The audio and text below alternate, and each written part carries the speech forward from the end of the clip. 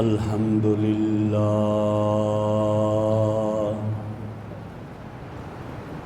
الحمد لله وكفى والصلاة والسلام على سيد الرسل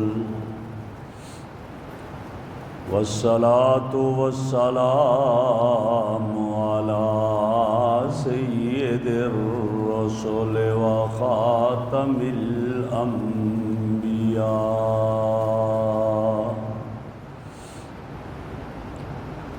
وعلى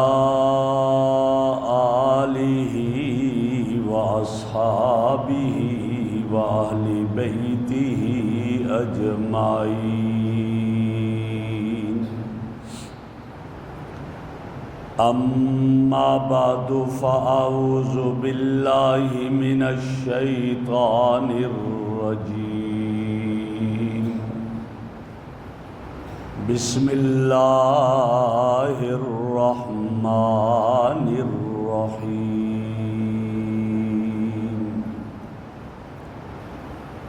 وَإِذْ أَخَذَ اللَّهُ مِيثَاقَ النَّبِيِّينَ لَمَا آتَيْتُكُم مِّن كِتَابٍ وَحِكْمَةٍ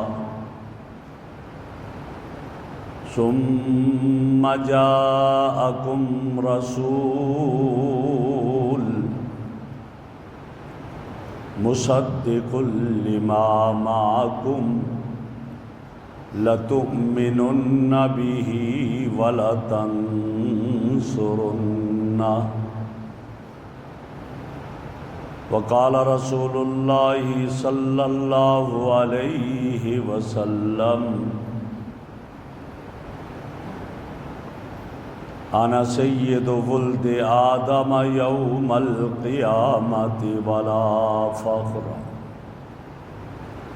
صدق الله مولانا العظيم وصدق رسوله النبي الكريم. اللهم صل على سيدنا ومولانا محمد وعلى آل سيدنا ومولانا محمد وأصحاب سيدنا ومولانا محمد وبارک وسلم علیہ. انتہائی قابل صد احترام بزرگوں اور عزیز دوستوں، قرآن کریم فرقان حمید میں سے کچھ حصہ تلاوت کیا ہے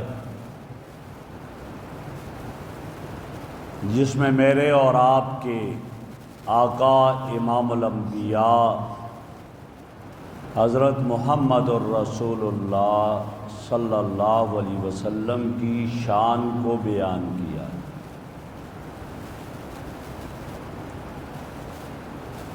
تمام انبیاء پر ایمان لانا یہ فرض ہے. آپ صلی اللہ علیہ وسلم کی امت میں ہم پیدا ہیں تو آپ صلی اللہ علیہ وسلم سے لے کر حضرت آدم تک جتنے انبیاء آئے سب پر ایمان لانا فرض اور لازمی ہے، لیکن اتباع امام الانبیاء صلی اللہ علیہ وسلم کی ہوگی. اور یہ قرآن و سنت میں آپ کو کہیں آپ صلی اللہ علیہ وسلم کے علاوہ یہ بات نہیں ملے گی کہ کسی نبی پر ایمان لانا کا سلسلہ ہو سوائے میرے اور آپ کے آقا صلی اللہ علیہ وسلم کہ سارے انبیاء کو رب نے جمع کر کے فرمایا لَتُؤْمِنُنَّ بِهِ، تم ان پر ایمان لاؤ گے. یہ شان اگر ہے تو میرے اور آپ کے آقا کی. اور یہ بھی کہیں بات اور نہیں ملتی سوائے میرے آقا کی شان کے کہ جو بھی نبی آیا اس کے دنیا میں آنے کے بعد لوگوں نے کچھ نے ایمان لایا، مومن کہلائے، اور جنہوں نے انکار کیا کافر کہلائے۔ ایک میرے اور آپ کے آقا صلی اللہ علیہ وسلم ہے کہ آپ ابھی دنیا میں تشریف نہیں لائے اور آپ کے ایمان لانے والے آپ پر پہلے سے موجود ہیں۔ اس لیے ہم یہ کہہ سکتے ہیں کہ ہمارے آقا کی شان یہ ہے کہ ابھی آپ کی دنیا میں تشریف آوری نہیں ہوئی، لیکن آپ کی سیرت کے باب کا آغاز ہو چکا۔ چنانچہ رب کائنات نے ساری انسانیت کو جمع کر کے عوام کا ایک اجتماع کیا اور اس میں اپنی ربوبیت کا اقرار کروایا، اور کیا فرمایا؟ الست بربکم، کیا میں تمہارا رب نہیں ہوں؟ سب نے کہا بلا۔ ساری انسانیت کی ارواح نے اس بات کا اقرار کیا کہ آپ ہمارے رب ہیں۔ اور دوسرا اجتماع جو ہمیں ملتا ہے وہ خواص کا اجتماع ملتا ہے، اور وہ حضرات انبیاء علیہ السلام ہیں، ان کا اجتماع کیا۔ اور اللہ قرآن میں فرماتے ہیں وَإِذْ أَخَذَ اللَّهُ مِيثَاقَ النَّبِيِّينَ لَمَا آتَيْتُكُم مِّن كِتَابٍ وَحِكْمَةٍ، جب اللہ نے سارے انبیاء کو جمع کیا اور فرمایا کہ میں تمہیں کتاب اور حکمت دوں گا، ثُمَّ جَاءَكُمْ رَسُولٌ، پھر ایک رسول آئے گا۔ مفسرین کرام لکھتے ہیں کہ رسول یہ نکرہ ہے، اور یہ تنوین اس کو کہا جاتا ہے، دو پیش تنوین ہے اور یہ تعظیم کی ہے۔ تو مانا کیا؟ ثم جاءکم رسول، تمہارے پاس ایک عظیم المرتبت رسول آئے گا، بڑی شان والا رسول آئے گا، بڑی عظمت والا رسول آئے گا۔ اور وہ کیا؟ مصدق لما معاکم، جو تمہیں ملا اس کی تصدیق کرے گا۔ اے موسیٰ، جو تجھے تورات دی اس کی تصدیق کرے گا۔ اے عیسیٰ، جو تجھے انجیل دی اس کی تائید کرے گا۔ اے داؤد، جو تجھے زبور عطا کی اس کی تائید کرے گا۔ اے آدم، اے نوح، جو آپ اپنی امت کو پیغام لے کر آئے، دیا پیغام، اس کی تصدیق کرے گا۔ اب سارے انبیاء سے خواص سے کہا جاتا ہے لا تؤمنن بہ ولا تنصرن، تم ان پر ایمان بھی لاؤ گے اور اس کی مدد بھی کرو گے۔ اور انبیاء فرماتے ہاں ہم ایمان لے آئے ہوں۔ یہ شان میرے اور آپ کے آقا صلی اللہ علیہ وسلم، سارے انبیاء آپ پر ایمان لا رہے ہیں، اور ظاہر ہے کہ آپ آخر میں آئے، اور جو عظیم چیز، عظیم ہستی ہو، اس کے لیے پہلے سے اہتمام کیا جاتا ہے۔ تو یہ آپ کے لیے پہلے سے اہتمام کیا گیا۔ تو میں نے عرض کیا کہ آپ کی شان ہے کہ آپ ابھی تک دنیا میں جلوہ افروز نہیں ہوئے، اور آپ پر ایمان لانے والے پہلے سے موجود ہیں۔ قرآن کہتا ہے کہ وہ الذی یجدونہ مکتوبا فی التوراۃ والانجیل، وہ کہ جس کے بارے میں، جس کے احوال، جس کے حالات تورات اور انجیل میں بھی لکھے ہوئے ہیں۔ چنانچہ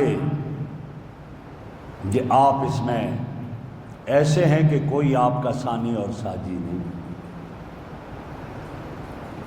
یمن ایک ملک ہے اور اس کا بادشاہ تبا بادشاہ، تبا بادشاہ کا سفر مکہ اور مدینہ کا ہوا۔ تورات اور انجیل میں اس نے پڑھا تھا کہ مولدہ بمکہ ومسکنہ بطیبہ، کہ مولد مکہ ہوگا، پیدائش مکہ میں ہوگی، جو آخری نبی آئے گا اس کی، اور اس کی رہائش اور رہے گا اس کا مسکن مدینہ طیبہ ہوگا۔ جب سفر کیا وہ چیزیں جو تورات اور انجیل میں نشانیاں علامتیں تھیں وہ دیکھیں کہ اچھا یہ مکہ ہے، اس کی علامتیں یہ تھی، یہ مدینہ ہے جہاں ہجرت کر کے آئے گا، مہجرہ بطیبہ، ہجرت کی جگہ طیبہ ہے، یہاں آئے گا۔ یہ سب کچھ دیکھ کر کے طبہ نے ایک خط لکھا اور وہ خط شاہی فرمان کے طور پر امانت کے لیے پیش کر دیا گیا کہ اس کو امانت کے طور پر رکھا جائے، یہ شاہی فرمان ہے۔ اس میں کیا لکھا تھا؟ اس میں لکھا تھا، اے اللہ کے نبی، اگر آپ میری موجودگی میں دنیا میں تشریف لے آئے تو میں بادشاہ جو ہوں آپ کا غلام بن کر رہوں گا، آپ کا خادم بن کر رہوں گا، آپ کا وزیر بن کر رہوں گا، اور اگر آپ میرے مرنے کے بعد تشریف لائے تو گواہ رہنا میں آپ پر ایمان لا چکا ہوں۔ ایک بادشاہ لکھتا ہے کہ اگر آپ میری موجودگی میں آئے میں آپ کا خادم، آپ کا غلام بن کر رہوں گا، اور اگر آپ میرے بعد آئے تو گواہ رہنا میں آپ پر ایمان لا چکا ہوں۔ آپ ابھی دنیا میں جلوہ افروز نہیں ہوئے اور ایمان لانے والے پہلے۔ اور اسی نے وہ خط اسی طرح رہا، اور پھر وہ جگہ بنائی، وہ مقام بنایا کہ جہاں آپ ہجرت کر کے گئے تو ابو ایوب انصاری کے گھر میں ٹھہرے تھے۔ وہ گھر انہی کے دور کے بنے ہوئے گھر تھے، آپ کے لیے بنایا گیا تھا۔ یہ آپ کی شان ہے۔ آپ علیہ السلام کے تذکرے تورات انجیل میں آپ سے پہلے، گویا یوں کہہ دیجئے کہ آپ کی سیرت، آپ کی تشریف آوری سے پہلے شروع ہو چکی تھی۔ تورات میں، انجیل میں آپ ابھی نہیں تشریف لائے، اور آپ کے اوصاف کیا لکھے ہوئے تھے کہ آپ ترش رو نہیں ہوں گے، لیس بفظ ولا غلیظ، کہ آپ سخت روح، سخت طبیعت والے، ترش رو نہیں ہوں گے، آپ سخت مزاج نہیں ہوں گے، ولا بسخاب فی الاسواق، بازاروں میں شور مچانے والے نہیں۔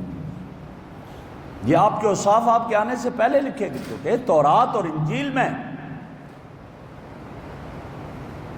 یقبل الہدیہ ولا یقبل الصدقہ، آپ ہدیہ قبول کریں گے، صدقہ قبول نہیں کریں گے۔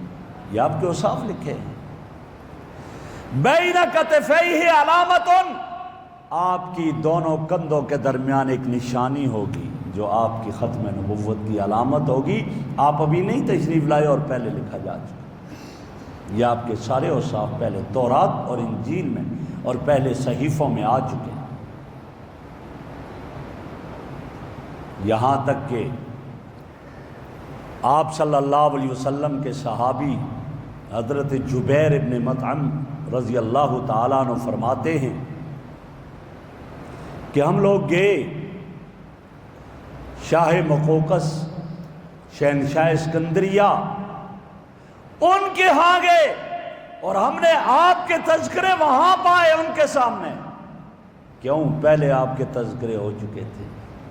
اور وہی صحابی حضرت جبیر ابن مطعم رضی اللہ تعالیٰ عنہ فرماتے ہیں میں ابھی تک اسلام نہیں لایا تھا، میں جب وہاں گیا مجھے ایک یہودیوں کے عبادت خانے میں لے جایا گیا، کہا اس وقت آپ تشریف لا چکے تھے اور آپ نے نبوت کا اعلان کر دیا تھا، لیکن میں ابھی تک مسلمان نہیں ہوا تھا۔ مجھ سے شخص نے پوچھا، ان کے بڑے رہبائی نے، کہ آپ کے ہاں ایک شخص آیا ہے جو نبوت کا دعویٰ کر رہا ہے، آپ پہچانتے ہیں؟ کہا میں پہچانتا ہوں۔ کہا میں آپ کو لے جاتا ہوں اور میں آپ کو کچھ تصویریں دکھاتا ہوں، آپ پہچان لو گے؟ فرمایا میں نہیں پہچانوں گا تو کون پہچانے گا؟ کہتا ہے مجھے لے کر گئے، ایک تصویر دکھائی، دوسری، تیسری دکھائی۔ جب ایک آگے میں پہنچا اور میری نظر پڑی، میں نے کہا ہاذہ صورت محمد صلی اللہ علیہ وسلم، یہ محمد عربی صلی اللہ علیہ وسلم کی تصویر ہے۔ وہ کھڑا ہو گیا، رک گیا، ان کا آپ نے سچ کہا۔ ایک روایت میں ہے کہ یہ تصویر حضرت دانیال نے بنائی تھی، انہوں نے بنائی تھی، اور یہی آخری نبی یہی ہے۔ اور ایک روایت میں ہے کہ وہ تصویر لوگوں نے اپنے تخیلات سے بنائی تھی، جنہوں نے تورات اور انجیل میں میرے آقا کے اوصاف کو پڑھا تھا، وہ دیکھ دیکھ کر تصویر بنائی تھی، اور وہ کہنے لگا بالکل ہماری کتابیں بھی کہتی ہیں یہی اسی محمد کی تصویر ہے صلی اللہ علیہ وسلم۔ وہ نبی جن کو پاؤ گے، جن کے اوصاف لکھے ہوئے تورات اور انجیل میں ہوں گے، یہ میرے آقا صلی اللہ علیہ وسلم کی شان ہے۔ ابھی آپ کی پیدائش نہیں، آپ کی سیرت کا آغاز آپ کی پیدائش سے پہلے ہو چکا ہے، تشریف آوری سے پہلے ہو چکا ہے۔ آپ علیہ الصلوۃ والسلام کے دادا عبد المطلب فرماتے ہیں کہ میں سفر پر گیا، شام کے سفر پر، میرے ساتھ اور بھی کچھ لوگ ہیں، تجارتی سفر ہے۔ جب آپ پہنچے، کہاں سے آئے؟ کہا کہ ہم مکہ مکرمہ سے آئے۔ ہمارا بڑا اکرام کیا اور بیٹھایا اور کہا کہ ہماری کتابیں یہ کہتی ہیں مکہ میں ایک نبی آئے گا، وہ آخری نبی ہوگا، جس کے سر پہ نبوت کا تاج سجایا جائے گا، اور اس کا نام محمد ہوگا صلی اللہ علیہ وسلم۔ عبد المطلب فرماتے ہیں کہ میں نے اس وقت سوچا کہ اب میرا کوئی بیٹا تو ہو نہیں سکتا، لہذا میرے گھر جو بھی پوتا پہلے پیدا ہوگا میں اس کا نام محمد رکھوں گا۔ اس سے اندازہ لگائیے کہ میرے آقا صلی اللہ علیہ وسلم کے نام تک بھی پہلے سے انتخاب اس کا ہو چکا تھا، اور پھر آپ کا نام محمد رکھا گیا، آپ کا نام محمد بھی رکھا گیا، آپ کا نام احمد بھی رکھا گیا۔ ابھی آپ کی تشریف آوری نہیں، اور اس سے پہلے آپ کی سیرت کا آغاز ہو چکا ہے۔ یہی وجہ ہے کہ یہود کہا کرتے تھے مشرکین مکہ سے، یہود و نصارہ، کہ ایک نبی آنے والا ہے، آخری نبی، جب وہ آئے گا ہم ان کے ساتھ مل کر تمہارے اوپر حملہ آور ہوں گے اور ہم غالب آئیں گے۔ پہلے ہی سے انتظار میں تھے، اور اللہ نے اس نبی کا انتخاب مکہ مکرمہ میں کیا، اور دعا کی تھی نا حضرت ابراہیم علیہ السلام نے جب بیت اللہ کی تعمیر کی، ربنا وابعث فیہم رسولا، اللہ ایک رسول بھیج دیجئے گا، اللہ ایک رسول بھیج دیجئے جو انہی میں سے ہو، انہیں قرآن کی تعلیم دے، قرآن سکھائے، تزکیہ کرے۔ یہ دعا تھی، اور آپ جب ہی فرمایا کرتے تھے انا ثمرۃ دعوت جدی ابراہیم، میں اپنے دادا ابراہیم کی دعا کا ثمرہ اور پھل ہوں، اور فرمایا کرتے تھے میں بشارت و عیسیٰ کی بشارت ہوں۔ قرآن کریم میں کیا آیا؟ وَمُبَشِّرًا بِرَسُولٍ يَأْتِي مِن بَعْدِ اسْمُهُ احمد، کہ ایسے رسول کی بشارت دے رہے ہیں، میرے بعد ایک نبی آنے والا ہے، اس کی بشارت دے رہا ہوں جس کا نام احمد ہوگا۔ یہ کیا تھا؟ یہ پہلے سے آپ کے چرچے ہو رہے تھے، یہ آپ کے تذکرے پہلے سے ہو رہے تھے، آپ کی تشریف آوری سے پہلے آپ کے لیے راستے سجائے جا رہے تھے، آپ کے لیے اہتمام کیا جا رہا تھا۔ اور آپ آئے کس معاشرے میں؟ جو معاشرہ عقائد کے اعتبار سے پستی کا شکار، اخلاقیات کے اعتبار سے پستی کا شکار، معاشی اعتبار سے پستی کا شکار، آپ اس معاشرے میں آئے، لیکن آپ کے آنے کے بعد وہ معاشرہ، وہ لوگ کہاں تک پہنچ گئے کہ آج ہر ایک مکہ اور مدینہ کو اپنا محور سمجھتا ہے، اپنی محبتوں کا مرکز اور محور سمجھتا ہے، یہ میرے آقا کا صدقہ ہے۔ کیا حال تھا ان کا عقائد کا؟ ایک صحابی کہتے ہیں میں ابھی تک ایمان نہیں لایا تھا، کہا میں جا رہا ہوں، میری جیب میں بت ہے، اور ایک جگہ پہ پہنچے، مجھے بھوک لگی، پیاس لگی، میں نے اس اپنے خدا کو نکالا اور نکال کر کہا مجھے پیاس لگی، پانی پلا دیجئے۔ کہاں وہ پانی پلاتا؟ کچھ بھی نہیں۔ بہت کہا، کچھ نہ ہوا، میں نے اس کو چھوڑا، میں آگے چلا گیا پانی تلاش کرنے کے لیے۔ جب پانی تلاش کرنے لگا، واپس آیا، پانی نہیں ملا، لیکن یہ بت یہ گیلا تھا۔ میں حیران، کہیں پانی کا نام و نشانی، یہ گیلا کیسے ہے؟ مجھے نہیں پانی دے رہا اور خود گیلا ہے۔ کہتے میں چھپ کر دیکھ رہا تھا، ایک جانور آیا، کتا آیا اور اس پر پیشاب کیا۔ میرے دل کی دنیا بدل دی۔ میں نے کہا جو اپنی حفاظت نہیں کر سکتا ہے وہ مجھے پانی کیسے دے سکے گا؟ اور میرے آقا نے آ کر اعلان کیا، لوگ بتوں کو سجدہ کرتے تھے، درختوں کو سجدہ کرتے تھے، چاند سورج کو سجدہ کرتے تھے، ستاروں کو سجدہ کرتے تھے، آگ کی پوجا کرتے تھے۔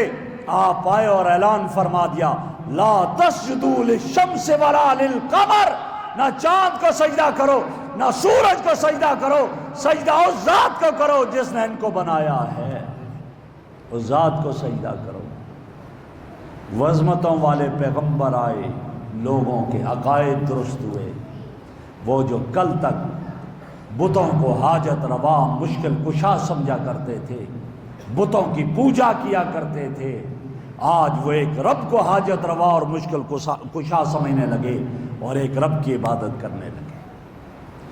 آپ کی تشریف آوری سے پہلے اخلاقی حالات کیا تھے کہ مکہ کے لوگ چھوٹی چھوٹی بات پر لڑا کرتے تھے، ایک دوسرے کی نسلوں کو تباہ کر دیتے تھے۔ ایک مشہور لڑائی ہے حرب بسوس، 40 سال تک جاری رہی، 40 سال تک عربوں میں۔ کس وجہ سے؟ کہ ایک کی مرغی دوسرے کے کھیت میں آ گئی۔ تمہاری مرغی میرے کھیت میں کیوں آئی؟ بس پر جھگڑا شروع ہوا، مرغی کو مار دیا، اس نے، مرغی کے مالک نے کھیت کے مالک کو مار دیا، اس نے اس کو مار دیا۔ پھر آپس میں خاندان میں یہ لڑائی چلی اور 40 سال تک یہ لڑائی رہی ہے۔ ایک کی سواری آگے کیوں نکل گئی؟ اس کے جانور نے پہلے پانی کیوں پی لیا؟ سالوں لڑائیاں لڑنے والے، لیکن جب میرے آقا کے قدموں میں آئے، پھر ایسی محبت کا نظارہ پیش کیا، منظر پیش کیا کہ پھر ایک کے گھر میں کھانے کے لیے کچھ نہیں، ایک سری آتی ہے، وہ کہتا ہے میں بھوکا گزارا کر لوں گا، میرا بھائی پڑوسی وہ کھا لے، ان کے گھر میں بھیجتے ہیں، وہ دوسرے تیسرے 7 گھروں سے واپس اسی گھر میں آ جاتی ہے جس سے وہ گئی تھی۔ یہ کیا تھا؟ یہ ایثار کا جذبہ پیدا کرنے والی دعوت تھی میرے محبوب صلی اللہ علیہ وسلم، جس نے دل کی دنیا بدل دی لوگوں کے لیے۔ درفشانی نے تیرے قطروں کو دریا کر دیا، دل کو روشن کر دیا، آنکھوں کو بینا کر دیا۔ خود نہ تھے جو راہ پر، اوروں کے ہادی بن گئے، کیا نظر تھی کہ مردوں کو مسیحا کر۔ پھر تو یہ منظر ہوا، اس اخلاق کے اعتبار سے گرے ہوئے لوگ تھے، لیکن اللہ نے کہاں پہنچایا۔ پھر منظر کیا تھا کہ میں غزوے میں ایک صحابی کہتے ہیں میں پانی لے کر گیا کہ میرا عزیز اگر زخمی ہوا تو زخمیوں کو پیاس زیادہ لگتی ہے۔ میں گیا، آواز دی، ہاتھ اوپر ہوا، پانی لے کر قریب پہنچا، ساتھ والے نے کہا آتش، اس نے کہا مجھے چھوڑو، اس کو پانی دے دو، اس کے پاس لے گیا، ساتھ والے نے آتش کہا، اس کے پاس پہنچا، اس کی روح کفر سے انسری سے پرواز کر چکی تھی۔ دوسرے کے پاس آیا، وہ بھی جام شہادت پی چکا تھا، اور جب پہلے کے پاس آیا وہ بھی لیلائے شہادت سے مل چکا تھا۔ پھر یہ کیفیت تھی۔ اسی لیے تو قرآن نے کہا کہ وہ کیا تھے؟ والذین معاہ اشداء علی الکفار رحماء بینہم، آپس میں بڑے محبتوں والے تھے، بڑے نرم دل تھے۔ وہ ہلکا یاراں تو اب ریشم کی طرح نرم، رزم حق و باطل ہو تو فولاد ہے مومن۔ میرے بھائی، ہمارے رب نے ہمیں اس عظمت والے پیغمبر کی امت میں پیدا کیا، اس نبی کا، اس کی امت میں آنا ہمارے لیے اعزاز ہے۔ جب اعزاز ہے تو اس کا تقاضا بھی یہ ہے کہ ہم اس پیغمبر کے نقش قدم پر چلیں، اس کی سنتوں کو زندہ کریں، اس کے طریقوں کو زندہ کریں، اس نبی کی لائی ہوئی سیرت کو اپنی زندگیوں میں لائیں۔ میرا گھر ہو، میرا بازار ہو، میری سوسائٹی ہو، میرا معاشرہ ہو، میرے زندگی کا ہر لمحہ میرے نبی صلی اللہ علیہ وسلم کی سنتوں سے سجا ہوگا تو پھر کامیابی ہے۔ صبغۃ اللہ ومن احسن من اللہ صبغہ، پھر رب کے رنگ میں رنگے جائیں، نبی کی سنتوں کے رنگ میں رنگے جائیں، نبی کے طریقوں کے رنگ میں رنگے جائیں گے، پھر کامیابیاں ہی کامیابیاں ہوں گی۔ اور اگر دعوے کریں نبی سے محبت کے لیکن میری زندگی نبی کی زندگی کے خلاف ہو، اس سے بڑی ناکامی اور کوئی نہیں ہو سکتی ہے۔ رب کائنات سے دعا ہے اللہ رب العزت مجھے اور آپ کو امام الانبیاء صلی اللہ علیہ وسلم کی سچی اتباع نصیب فرمائے۔ وآخر دعوانا ان الحمد للہ رب العالمین۔ سنت ادا کریں۔